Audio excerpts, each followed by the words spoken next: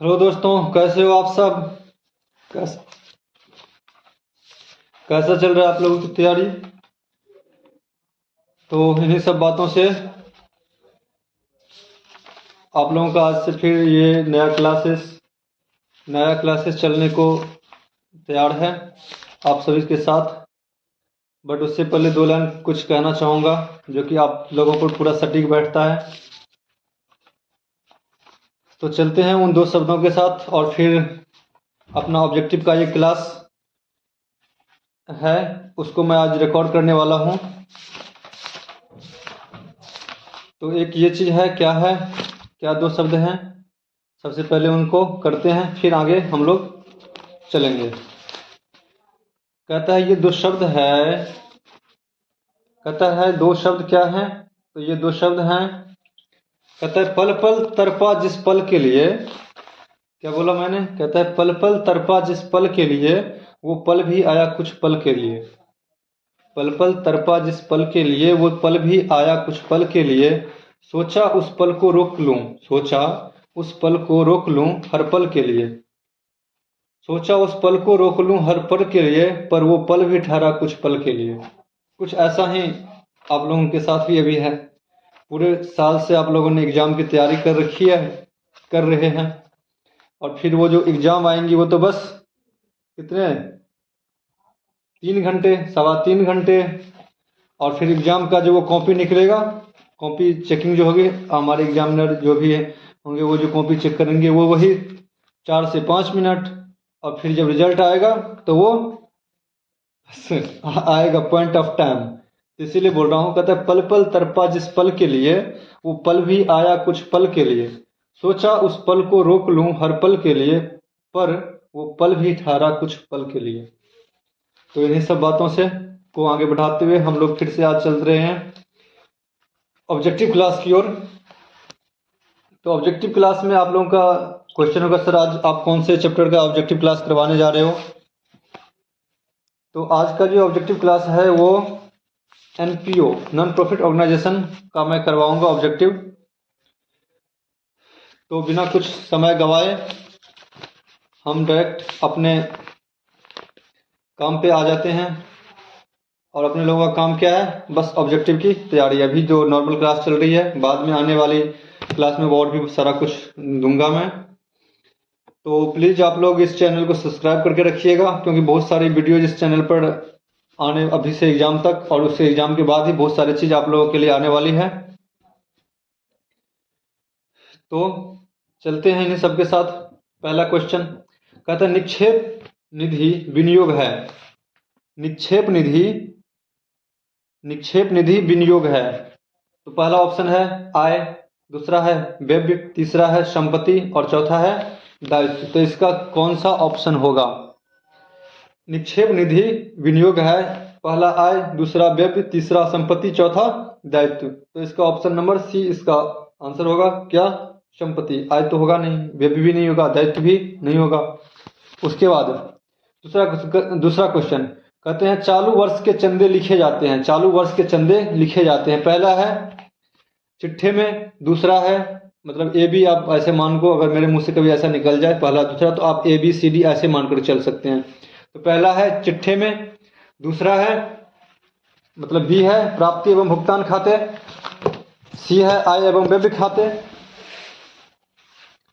और डी है लाभ हानि खाते। तो चालू वर्ष के चंदे कहाँ पे लिखे जाते हैं, तो आप लोग भी सोचो अपने मन में, चालू वर्ष के चंदे कहाँ पे लिखे जाते हैं। तो चंदे वाली ये कहाँ पे काम चलती है, नॉन प्रॉफिट ऑर्गेनाइजेशन में। तो ये कहाँ पे, प्रॉफिट ऑर्गेनाइजेशन में तो हम प्रॉफिट एंड लॉस अकाउंट बनाते हैं, तो चिट्ठे में तो लिखेंगे नहीं। लाभ हानि खाता तो प्रॉफिट एंड लॉस अकाउंट किस में बनता है, ट्रेडिंग ऑर्गेनाइजेशन में, जो प्रॉफिट मोटिव ऑर्गेनाइजेशन में। प्राप्ति एवं भुगतान खाते में तो पूरा रिसीट और पूरा पेमेंट आता है, जिस प्राप्ति साइड में रिसीट आता है और भुगतान के साइड में पूरा पेमेंट आता है। तो बचेगा कौन, तो आय एवं व्यय खाते। तो मैंने ये पहले ही बता दिया था कि आप लोगों को ऑब्जेक्टिव दो टाइप से करनी है। पहले तो आप चाहे तो आपको डायरेक्ट पता है तो डायरेक्ट वहां पे टिक लगाओ, और पता नहीं है तो आप गलती को पहले काटो। 3 गलती कटेंगे तो एक आपका सही निकल जाएगा।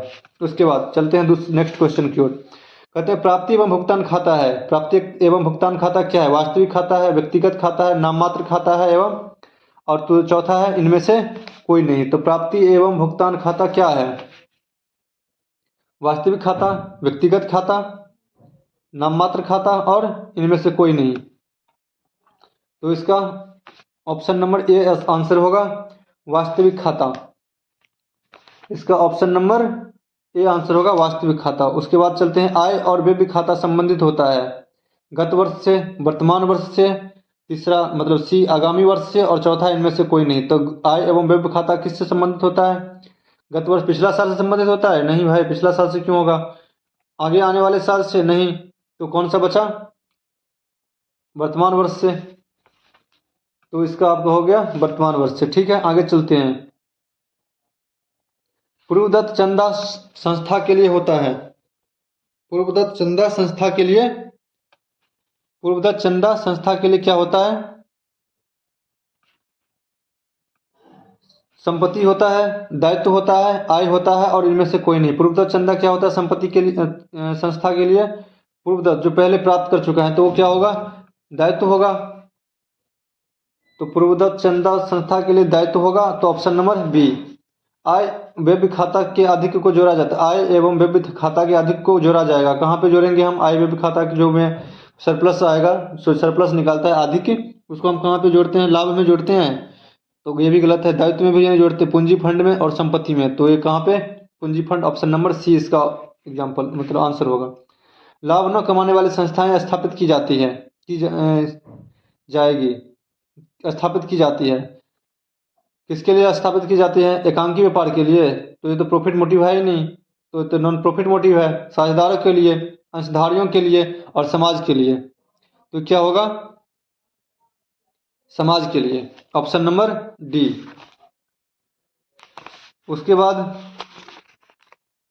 लाभ न कमाने वाली संस्थाएं अपनी सेवाएं देती है। कहाँ पे सेवाएं देती है? शैक्षणिक संस्थान, धार्मिक संस्थान, कल्याण के क्षेत्र में। तो ये सारा ही होगा। अब तो इसका ऑप्शन नंबर डी इसका आंसर हो जाएगा। उसके बाद निम्नलिखित में से कौन सा लाभ न कमाने वाली संस्थाओं के लिए आय का स्रोत नहीं है? निम्नलिखित में से कौन सा लाभ न कमाने वाली संस्थाओं के लिए आय का स्रोत नहीं है? तो लाभ न कमाने के लिए आय का स्रोत कौन सा नहीं है? दान भी है, चंदा भी है, अनुदान भी है। तो ये कौन सा? ऑप्शन नंबर बी ह्रास नहीं है। आय व्यय खाता बनाने का आधार होता है। कौन सा आधार होता है आय व्यय खाता बनाने का? कहता है बही, खाता बही, लाभ हानि खाता, व्यापारिक खाता, प्राप्ति एवं भुगतान खाता। किसके? तो लाभ खाता बही, ये तो कहाँ पे? प्रॉफिट मोटिव में चला जाएगा। लाभ हानि खाता भी वहीं पे बनता है। व्यापारिक खाता ट्रेडिंग पीएल तो वहीं पे प्रॉफिट मोटिव में ही बनता है। तो बचा कौन? प्राप्ति एवं भुगतान खाता। तो ये इसका ऑप्शन होगा, ऑप्शन नंबर डी। प्राप्ति एवं भुगतान खाता सारांश है। किस चीज का सारांश है? खाता बही का ना, प्रॉफिट एंड लॉस नहीं, रोकर बही का। तो ये रोकर बही का सारांश है। ठीक है, चलते हैं आगे की ओर। और तो बस आपका ये इतने क्वेश्चन आए थे। कितने क्वेश्चन थे? 1 2 3 4 5 6 7 8 9 10 11 क्वेश्चन आए थे। इसमें 2023 का ये क्वेश्चन है। 2023 के क्वेश्चन में इसमें 11 क्वेश्चन आए थे नॉन प्रॉफिट ऑर्गेनाइजेशन से, सिर्फ और सिर्फ ऑब्जेक्टिव का। अब बिना समय गवाए चलते हैं अगले पिछले वाले के और इससे पीछे के एग्जाम क्वेश्चन के पर 2022। तो 2022 में आ जाते हैं हम। इसमें कितने क्वेश्चन हैं देखते हैं, 1 मिनट आपके सभी के सामने हैं। कहता है पुरस्कार कोष में से संबंधित आय एवं व्यय को दिखाया जाएगा। पुरस्कार कोष से संबंधित आय एवं व्यय को दिखाया जाएगा। तो ए में दिया हुआ आय एवं व्यय खाते में, बी में दिया हुआ चिट्ठे के संपत्ति पक्ष में, सी में दिया हुआ चिट्ठे के दायित्व पक्ष में और डी में दिया है रोकड़ खाता में। तो कहाँ पे दिखाया जाएगा? पुरस्कार कोष से संबंधित आय एवं व्यय को दिखाया जाएगा चिट्ठे, इसका ऑप्शन नंबर सी, चिट्ठे के दायित्व पक्ष में। उसके बाद आय व्यय खाता में लेखा किए जाने वाले लेन देन होते हैं। आय व्यय खाते में लेखा किए जाने वाले लेन देन होते हैं क्या? ए में केवल पूंजीगत प्राप्त प्रकृति के, बी में केवल आयगत प्रकृति के, सी में आयगत एवं पूंजीगत प्रकृति के, डी में इनमें से कोई नहीं। तो क्या होगा इसका आंसर? आंसर क्या होगा इसका? आयगत व्यय खाते में कौन से पूंजीगत प्रकृति होंगे? तो बैलेंस शीट में चला जाएगा आय एवं व्यय प्रकृति के। उसके बाद इसमें आयगत प्रकृति के होते हैं। तो ये ऑप्शन नंबर बी ही होगा इसका। केवल आयगत प्रकृति वाले जो आइटम होते हैं उसको हम कहाँ दिखाते हैं? आय व्यय खाते में, और अगर ट्रेड प्रॉफिट मोटिव हो तो वहाँ पे प्रॉफिट एंड लॉस और ट्रेडिंग में जाता है ये। ठीक है। निम्नलिखित में से कौन आय नहीं है? ये क्वेश्चन भी एक तरह से रिपीट ही है ये वाला। निम्नलिखित में से कौन सी आय नहीं है? चंदा, दान, टिकट की बिक्री, एंडोमेंट फंड। तो इसका ऑप्शन नंबर डी, क्योंकि एंडोमेंट फंड लायबिलिटी टाइप का हो जाता है, तो ये आय तो नहीं होगा, इनकम नहीं होगी। उसके बाद चलते हैं नेक्स्ट क्वेश्चन। आपका कहाँ गया? कहता है अगला क्वेश्चन, कहते हैं आय एवं व्यय खाता तैयार किया जाता है कंपनी द्वारा, फर्म द्वारा, एनजीओ द्वारा, बीमा कंपनी द्वारा। तो ये तो क्लियर ही है ना, ये तो कंपनी द्वारा बैलेंस शीट बनता है, साझेदारी फर्म भी बैलेंस शीट बनाता है, बीमा कंपनी भी बैलेंस शीट बनते हैं, तो ये एनजीओ द्वारा। उसके बाद अगला, एक क्लब द्वारा क्रिकेट मैच के लिए प्राप्त चंदा माना जाएगा। क्लब ने क्रिकेट मैच के लिए चंदा कलेक्ट करा तो उसको क्या माना जाएगा? ऑप्शन नंबर डी, आयगत पूंजी। ये नहीं होगा, संपत्ति भी नहीं होगा, उपार्जित आय भी नहीं होगा, तो पूंजीगत प्राप्ति, ये पूंजीगत प्राप्ति माना जाएगा। ठीक है, चलते हैं नेक्स्ट क्वेश्चन। नेक्स्ट क्वेश्चन आपको ढूंढो कहाँ पे है आपका नेक्स्ट क्वेश्चन। तो ये हो गई आपका 2022 में जो 5-7 क्वेश्चन आए थे, बस इसमें कम ही आया था वैसे। उसके बाद चलते हैं उसके पीछे वाले साल। कहते हैं लाभ न कमाने वाली संस्थाएं तैयार की जाती है। जब लाभ न कमाने के लिए स्थापित संस्थाएं तैयार करती है, क्या तैयार करती है लाभ न कमाने वाली संस्थाएं? थोड़ा सोचो क्या सब तैयार करती है। ऑप्शन नंबर ए में दिया हुआ है व्यापारिक खाता, बी में दिया हुआ है व्यापारिक एवं लाभ हानि खाता, सी में दिया हुआ है आय एवं व्यय खाता, और डी में दिया हुआ है आयगत खाता। तो लाभ न कमाने वाली स्थापित संस्थाएं क्या तैयार करती है? आय एवं व्यय खाता। उसके बाद निम्न में से कौन सी मद प्राप्ति एवं भुगतान खाते में जाएगी? कौन सा मद प्राप्ति एवं भुगतान खाते में जाएगी? तो अदत्त व्यय और टेस्टनिंग वेतन, ह्रास, आजीवन सदस्यता फी और उपार्जित आय। तो कौन क्या हो जाएगा इसका? आजीवन सदस्यता फीस, ऑप्शन नंबर सी। प्राप्ति एवं भुगतान खाता है व्यक्तिगत खाता, वास्तविक खाता, नाममात्र का खाता, और इनमें से कोई नहीं। ये ऑप्शन रिपीट है बी में, वास्तविक खाता। प्राप्ति एवं भुगतान खाता, वास्तविक खाता। ये ऑप्शन पिछले वाले में शायद गलती दिया है क्या, एक बार मैं देख लूँ इसको। पिछले वाले में आय एवं, पहला 2022 का था क्वेश्चन, 22 में ही 23 में था शायद। एक मिनट में मेरे को टाइम दो बस। आय एवं व्यय खाता, तो ये व्यक्तिगत खाता होना चाहिए, उसमें शायद मैंने गलती कुछ ऐसा करा है, मेरे को ऐसा लग रहा है।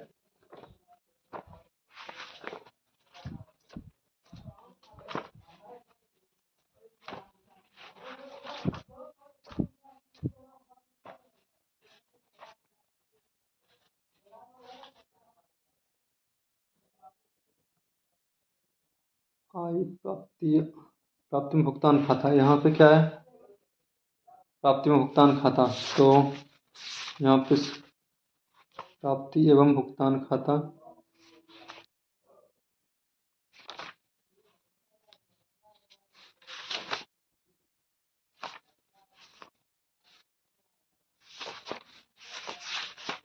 एक मिनट भाई देना, तब तक आप भी सोचो थोड़ा इसको। तो प्राप्ति एवं भुगतान खाता है, क्या है?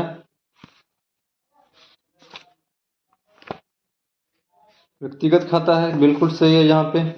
बट यहाँ पे प्राप्ति एवं भुगतान खाता,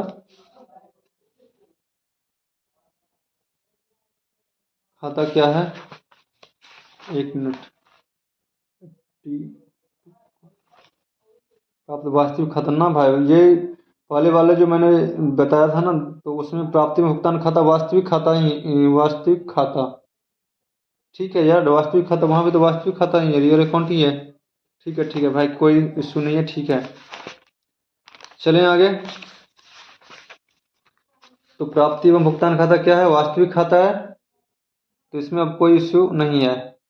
उसके बाद आय एवं व्यय खाता क्या है? ये ऑप्शन नंबर ए व्यक्तिगत खाता, बी में वास्तविक खाता, सी में नाममात्र खाता, और डी में इनमें से कोई नहीं। तो ये क्या हो जाएगा? आय एवं व्यय खाता, ये नाममात्र का खाता हो जाएगा, ऑप्शन नंबर सी नाममात्र खाता। उसके बाद आगे चलें। कहते वसीयत को मानना चाहिए। वसीयत को क्या मानना चाहिए? दायित्व मानना चाहिए, आयगत प्राप्ति माननी चाहिए, पूंजीगत प्राप्ति माननी चाहिए, और इनमें से कोई नहीं। तो दायित्व को क्या मानना चाहिए, सॉरी वसीयत को क्या मानना चाहिए? ऑप्शन नंबर ए दायित्व मानना चाहिए। क्लियर?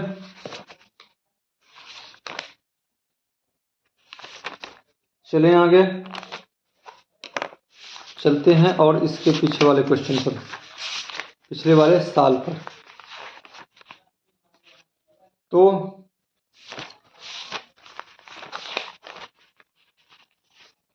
उसके बाद बता दिया हुआ है आय व्यय खाता तैयार किया जाता है।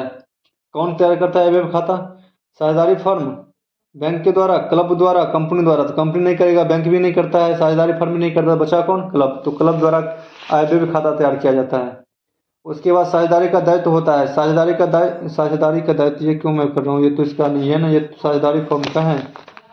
उसका निम्न में से कौन सा अलाभकारी संस्थान है? कहते टाटा स्टील, ये तो नहीं है।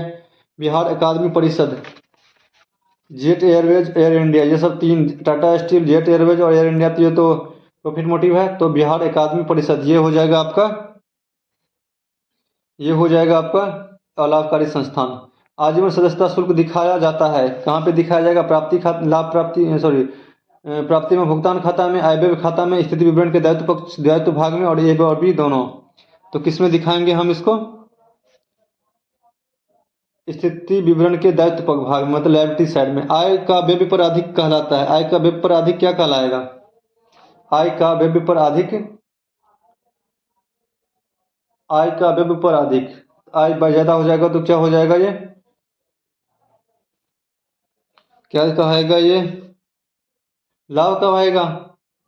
तो पहला दिया हुआ है हानि कमी, दूसरा दिया है लाभ, तीसरा अधिक, और चौथा रोकड़ शेष। तो ये लाभ कहलाएगा। प्राप्ति एवं भुगतान खाता है, स्थिति विवरण, लोकर प्रवाह विवरण, लाभ हानि विवरण, और इनमें से कोई नहीं। तो स्थिति, प्राप्ति एवं भुगतान खाता क्या है?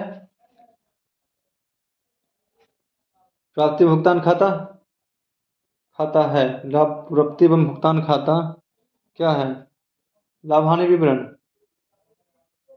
रोकर विवरण, रोकर विवरण होगा नहीं यार, इस लाभ हानि विवरण कैसे होगा? लाभ हानि विवरण के लिए आय व्यय और आय व्यय खाता बनाते हैं। तो यहाँ पे ऑप्शन मेरे को गलत लग रहा है, ऑप्शन नंबर बी होना चाहिए, रोकर विवरण। ठीक है, चलें आगे। उसके बाद अदत्त चंदे को दिखाया जाएगा, कहाँ पे दिखाया जाएगा? संपत्ति भाग में, दायित्व भाग में, प्राप्ति भाग में, और इनमें से कोई नहीं। तो ये कहाँ पे दिखाएंगे? अदत्त चंदे को कहाँ पे दिखाएंगे?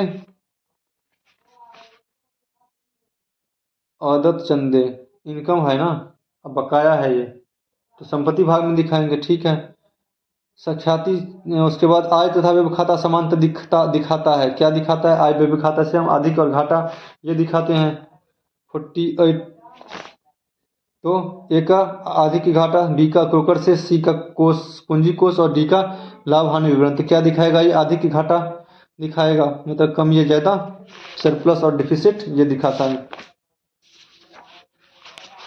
उसके बाद चलें आगे।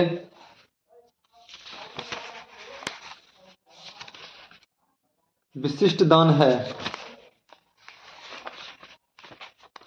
उसके बाद क्या है? ये विशिष्ट दान है। पूंजीगत प्राप्ति, आयगत प्राप्ति, संपत्ति, और इनमें से कोई नहीं। तो क्या हो जाएगा? ये पूंजीगत प्राप्ति। उसके बाद निम्नलिखित में से कौन सा अलाभकारी संगठन नहीं है? स्कूल, अस्पताल, क्लब, साझेदारी फर्म। निम्नलिखित में कौन सा अलाभकारी संगठन नहीं है? क्या है? स्कूल अलाभकारी है, अस्पताल अलाभकारी है, क्लब ही अलाभकारी है, और डी कौन सा नहीं है? तो साझेदारी फर्म। तो ऑप्शन नंबर डी। उसके बाद चले आते हैं आगे। उसके बाद प्राप्ति एवं भुगतान खाता समानता दर्शाता है। क्या दर्शाता है? प्राप्ति एवं भुगतान खाता क्या दर्शाता है? प्राप्ति एवं भुगतान खाता डेबिट शेष, प्राप्ति एवं भुगतान खाता दर्शाता है, हाँ डेबिट सेट दिखाएगा। ये अधिक क्यों नहीं? अधिक तो आय व्यय पर आ जाता है। पूंजी कोष ये तो बैलेंस शीट का पार्ट हो गया, क्रेडिट सेट में नहीं, तो डेबिट सेट में दिखाएगा ये। उसके बाद प्राप्ति एवं भुगतान खाता है, क्या है? प्राप्ति एवं भुगतान खाता वास्तविक खाता, रियल अकाउंट है, बकाया चंदा है। बकाया चंदा क्या है? संपत्ति है, ये तो नॉर्मल चीज है। आय, ए में आय है, बी में संपत्ति है, सी में ए तथा बी दोनों है, और डी में इनमें से कोई नहीं। तो संपत्ति है बकाया चंदा, बकाया चंदा 3 का सी, ए तथा बी दोनों, ए बी दोनों कैसे होगा? चंदा तो मेरी इनकम है, बट अगर चंदा बकाया है तो ये तो संपत्ति होगा। तो ये शायद मेरे को गलत लग रहा है। और उससे ऊपर वाला क्वेश्चन प्राप्ति एवं भुगतान खाता है, ये रिपीट क्वेश्चन है। ठीक है, तो ये भी मैं बताते आप लोगों को साथ साथ बताते चलता हूँ कि बहुत सारे क्वेश्चन रिपीटेशन है, तो प्लीज़ आप इस लोग को छोड़ कर जाइएगा वहीं। मेरे को ऐसा लगता है कि इसी समय से बहुत सारे क्वेश्चन आपको एग्जाम में डायरेक्ट देखने को मिल जाए। आय एवं व्यय खाता में लिखा जाता है नगद, सभी नगद प्राप्तियां एवं भुगतान, सभी उधार प्राप्तियां एवं भुगतान। आय एवं व्यय खाता में क्या लिखा जाता है? नगद प्राप्ति भुगतान, उधार प्राप्ति भुगतान, सभी नगद एवं उधार प्राप्ति एवं भुगतान। तो हाँ, आय व्यय खाता में सभी नगद प्राप्ति एवं आय और व्यय खाता में लिखा जाता है सभी नगद एवं उधार प्राप्ति एवं भुगतान। हाँ बिल्कुल सही है, सभी नगद उधार प्राप्ति भुगतान लिखा जाता है आय व्यय खाते में।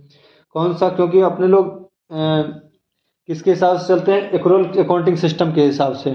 और कैश अकाउंटिंग सिस्टम के हिसाब से अगर चलें तो वहाँ पे प्रॉफिट एंड लॉस अकाउंट में जो एक्चुअल में रिसीट हुई है या आय व्यय खाते में जो एक्चुअल में रिसीट हुई है उसको हम लिखेंगे, और अगर रिसीट नहीं हुआ है तो वो फिर जब मिलेगा तब। ऐसी सिचुएशन होती है कैश अकाउंटिंग सिस्टम में। लेकिन एक्रूअल सिस्टम में एक्चुअल में वो खर्चा या वो इनकम इस साल का है तो वो इस साल में लिखेंगे, अदरवाइज नहीं लिखेंगे। अदरवाइज वो जिस साल में आएगा वो देखेंगे हम, जिस साल का खर्चा होगा उस साल में देखेंगे। ठीक है। उसके बाद कौन सा क्रम सही एवं उचित है? कौन सा क्रम सही एवं उचित है? पहले आप रोकर वही बनाते हो, उसके बाद प्राप्ति एवं भुगतान खाता, फिर भुगतान खाता। ये तो गलत लग रहा है मेरे को। उसके बाद बी वाले में है प्राप्ति एवं भुगतान खाता, रोकर बही, आय व्यय खाता एवं चिट्ठा। ये सही लग रहा है। तीसरा आय व्यय खाता, प्राप्ति एवं भुगतान खाता, रोकर बही तथा चिट्ठा, इनमें से और चौथा इनमें से कोई नहीं।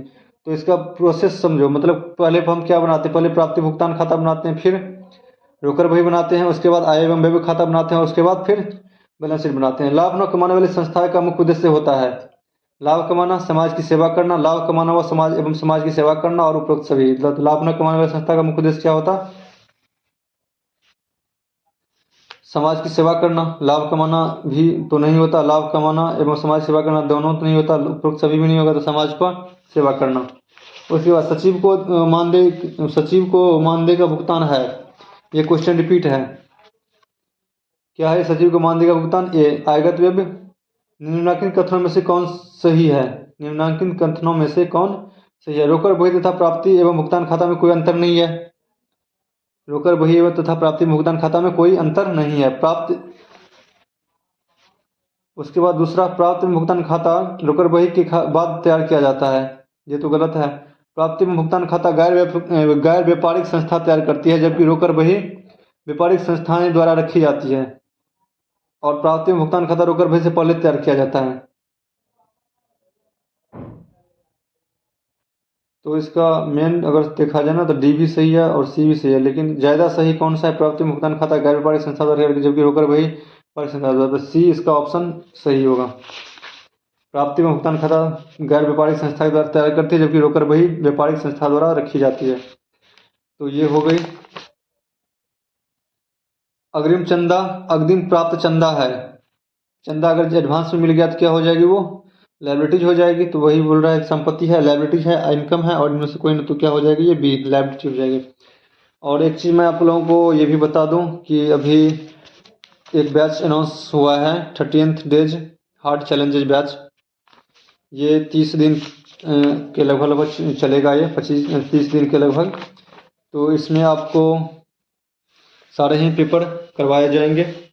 सारे पेपर का मतलब अकाउंट्स, बीएसटी और ईपीएस और इकोनॉमिक्स में अगर किसी का होगा या जो भी कुछ, तो सब जितने भी बचे होंगे लगभग 3 होगा, या अगर एक्स्ट्रा कोई रखे होंगे तो 4 होगा। तो इस तरह से सारे ही पेपर को कराया जाएगा। इसकी फ़ी नॉमिनल है, वैसे भी ये फ्री ही एक तरह से आप समझ सकते हो। 199 का मैंने फ़ी रखा है वैसे, बट ये कुछ नॉमिनल फ़ी है, रजिस्ट्रेशन फ़ी। तो अगर आप लोगों को किसी को चाहिए इस पॉइंट ऑफ टाइम पर, तो आप लोग इस बेनिफिट का लाभ उठा सकते हैं, अवेल कर सकते हैं ये बेनिफिट, और अपने दोस्तों को भी बता सकते हैं। और ये वीडियो जो मैं रिकॉर्ड कर रहा हूँ आप लोगों को कैसा लग रहा है, तो ज़रूर इसके बारे में भी आप मुझे एक बार बताएं, क्योंकि जब तक आप बताओगे नहीं तब तो फिर मेरे को भी पता कैसे चलेगा भाई कि क्या गलतियाँ हो रही है मेरे से भी। तो अगर आप लोगों को और भी कुछ चाहिए तो ये भी आप मेरे से बताओ। PDF तो मैंने आपको बोल ही दिया है कि अगर आप लोग किसी को चाहिए तो आप PDF के लिए मेरे व्हाट्सअप नंबर जो कि है 7011013929 और सेकंड नंबर 8816872887, इस पर आप मेरे को व्हाट्सअप करो तो फिर हम आपको PDF प्रोवाइड करवा देंगे। ठीक है, तो चलते हैं फिर आगे से। कहते हैं आय एवं व्यय खाते लिखे जाते हैं। आय एवं व्यय खाते लिखे जाते हैं डैश के लेन देन दर्ज करने के लिए।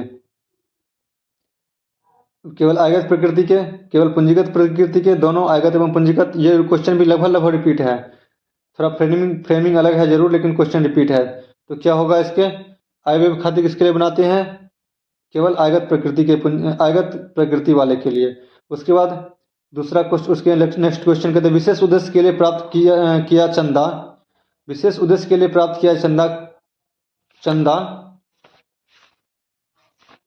आय एवं व्यय खाते में क्रेडिट करना चाहिए, एक अलग खाते में क्रेडिट करके स्थिति विवरण में दिखाना चाहिए, संपत्ति पक्ष में दिखाना चाहिए, और इसमें से कोई नहीं। तो ये क्या हो जाएगा, अगर किसी विशेष उद्देश्य के लिए होता है ना, तो उसको हम कहाँ लिखते हैं, अलग से खाता लिखते हैं, उसको लायबिलिटी साइड में दिखाते हैं। फंड बेस्ड अकाउंटिंग आप इसको बोल सकते हो। एक स्कूल द्वारा वार्षिकोत्सव के लिए प्राप्त किया गया चंदा माना जाएगा पूंजीगत प्राप्ति, आयगत प्राप्ति, संपत्ति और उपार्जित आय। क्या माना जाएगा, पूंजीगत प्राप्ति। ऑप्शन नंबर ए, स्कूल द्वारा वार्षिकोत्सव में के लिए प्राप्त चंदा माना जाएगा क्या, पूंजीगत प्राप्ति। उसके बाद निम्नलिखित में कौन सी मद प्राप्ति भुगतान खाते में जाएगी, अदत्त वेतन कैसे जाएगी प्राप्ति भुगतान खाते में, तो मिला ही नहीं। ह्रास, तो ये तो नॉन कैश आइटम है।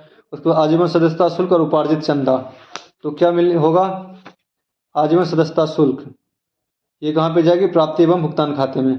ठीक है, प्राप्ति एवं भुगतान खाता डैश का सारांश है, आय एवं व्यय खाता का तो है ही नहीं, रोकड़ बही का, आर्थिक चिट्ठा का, इनमें से कोई नहीं। तो रोकड़ बही का ही सारांश है, क्योंकि प्राप्ति साइड में हम जितने भी मिलता है कैश में मिलता है वो लिखते हैं, और भुगतान साइड में जितना भी पेमेंट करते हैं वो लिखते हैं। तो रोकड़ बही में भी ऐसा ही करते हैं। तो ये किसका सारांश है, रोकड़ बही का। उसके बाद पूंजी कोष की गणना की जाती है, पूंजी कोष की गणना की जाती है, पूंजी कोष की गणना की जाती है आय व्यय खाते में। बी में है संपत्ति दायित्व, सी में पूंजी आदि और डी में इनमें से कोई नहीं। तो किस में की जाएगी, संपत्ति और दायित्व के पक्ष के में की जाती है पूंजी कोष की गणना। उसके बाद चालू वर्ष के दौरान अग्रिम प्राप्त चंदे हैं, चालू वर्ष के दौरान अग्रिम प्राप्त चंदे हैं, आय ए में, बी में संपत्ति, सी में दायित्व और डी में इनमें से कोई नहीं। तो आय चालू वर्ष के दौरान अग्रिम प्राप्त चंदे हैं, सी के दायित्व, मतलब दायित्व होगा इसका। उसके बाद गैर व्यापारिक संस्थाओं के अधिकांश लेन देन होते हैं, नगद, बी में उधार, सी में नगद और उधार, डी में इनमें से कोई नहीं। तो क्या होंगे, गैर व्यापारिक संस्थाओं के अधिकांश लेन देन होते हैं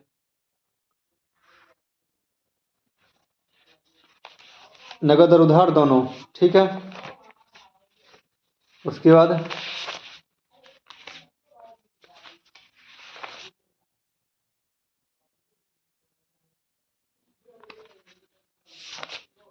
चलें आगे।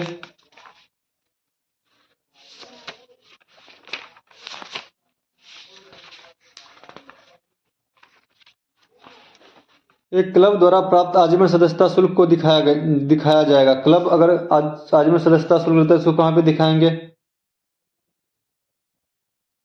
आर्थिक चिट्ठा में जाता है ये, तो आय व्यय खाता में नहीं होगा, लाभ हानि खाता भी नहीं, इनमें से कोई नहीं, तो ये भी नहीं। तो बचता कितना, आर्थिक चिट्ठा, तो आर्थिक चिट्ठा में जाएगा। प्राप्ति और भुगतान खाता है व्यक्तिगत खाता, वास्तविक खाता, तो कौन सी होगी, ये वास्तविक खाता है। ये क्वेश्चन रिपीट है।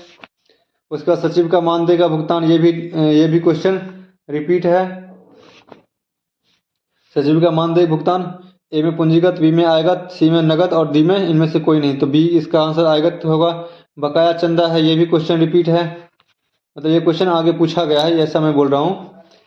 तो ये संपत्ति है बकाया चंदा। निम्नलिखित में कौन सी आय नहीं है, तो ये भी क्वेश्चन रिपीट है। प्राप्ति एवं भुगतान खाता समानता दर्शाता है। निम्नलिखित में कौन सी आय नहीं है, चंदा, दान, टिकट की बिक्री, एंडोमेंट फंड, ये एंडोमेंट फंड आय नहीं है। उसके बाद अगला प्राप्ति में भुगतान खाता समानता दर्शाता है। अधिक पूंजी कोष, डेबिट शेष और क्रेडिट शेष प्राप्ति में भुगतान खाता, जैसे कैश अकाउंट क्या दर्शाता है, डेबिट शेष ना, तो इसका भी डेबिट शेष, ये भी क्वेश्चन रिपीट है। उसके बाद आय तथा व्यय खाता समांतर दिखता है, समांतर दिखाता है तो रोकड़ से दिखाता है, नहीं कोष पूंजी कोष नहीं, शुद्ध लाभ हानि नहीं, ए में अधिक और घाटा, ये अधिक और घाटा दिखाता है। ठीक है, चलते हैं नेक्स्ट क्वेश्चन की ओर। नेक्स्ट क्वेश्चन, नेक्स्ट और फिर नेक्स्ट।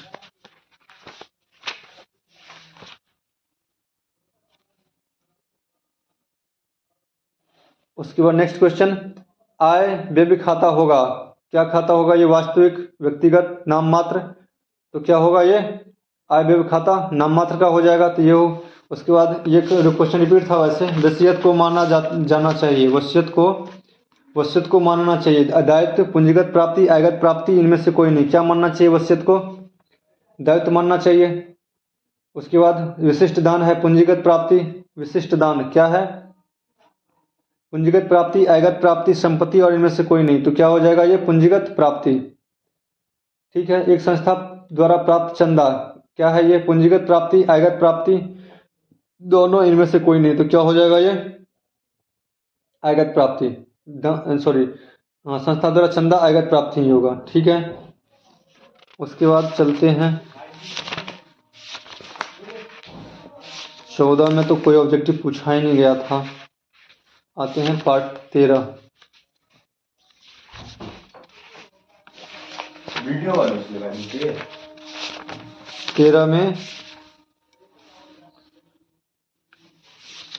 13 में आपका 2 क्वेश्चन है। इसमें आयगत बकाया चंदा, ये क्या है? ये तो संपत्ति है। बकाया चंदा, ये भी क्वेश्चन रिपीट है वैसे। सचिव को मानदेय का भुगतान, ये भी क्वेश्चन रिपीट है। तो इस तरह से आपका आज का ये, इसमें इस चैप्टर का कौन सी नॉन प्रॉफिट ऑर्गेनाइजेशन का ये ऑब्जेक्टिव बंद समाप्त होता है यहाँ पर। तो जो पहली बात मैंने पहले बताया था, क्या बताया था? पल पल तड़पा जिस पल के लिए, वो पल भी आया कुछ पल के लिए। सोचा उस पल को रोक लूं, सोचा उस पल को रोक लूं हर पल के लिए, पर वो पल भी ठहरा कुछ पल के लिए। इन्हीं सब बातों के साथ आज का ये वीडियो को मैं एंड करता हूँ। कैसा लग रहा है आप लोगों का? कमेंट बॉक्स में ज़रूर बताएं। कुछ अगर आप लोगों की और भी कुछ डिमांड हो तो मेरे को ज़रूर बताएं, ताकि मैं इन चीज़ों को फिर दूर करके और आपके साथ फिर से नए जोश और जज्बा के साथ फिर से आ सकूं। तो जब तक मिलते हैं नेक्स्ट वीडियो में, तब तक के लिए ऑल द बेस्ट आप सभी को। Good night.